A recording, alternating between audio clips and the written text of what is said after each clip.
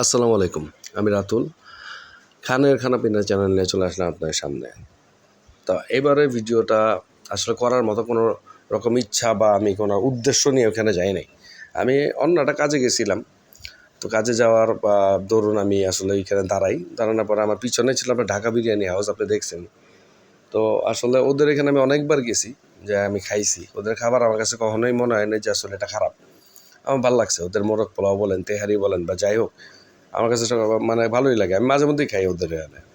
তো এমনি পেটে প্রচণ্ড পরিমাণে ক্ষুধা ছিল, তার মধ্যে ওদের এইসব খাবারের স্মেলগুলো আমার টাইনা ভিতরে নিয়ে যায়। তো যাওয়ার পরে আমি দেখি যে ওরা নতুন একটা আইটেম অ্যাড করছে, যেটা হচ্ছে আপনার গরুর গোস্ত বোনা আর হচ্ছে কি আপনার সাদা পোলাও, যেটা ওরা বলছে গোস্ত পোলাও নামে, 170 টাকা প্লেট নেয়।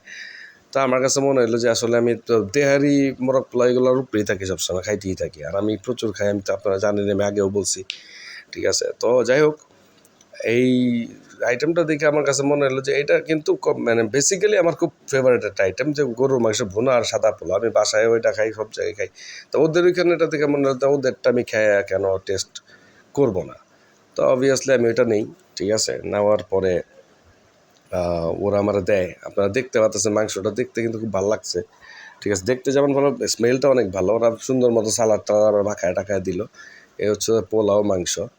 তো নর্মালি এতক্ষণ ওয়েট না করে আসলে কী করবো, আমি খাওয়া শুরু করে দিই, আমি টেস্টটা করি। আর ভালো কথা, আমার কাছে তো বললাম আমি ভিডিও করার জন্য যাই না, আমি ক্যামেরাম্যানরা কেউ নাই।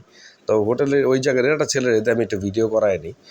তো যিনি আসলে এক কথায় এত কিছু বলার তো কিছু না, ওদের খাবারটা আমার কাছে ভালো লাগছে।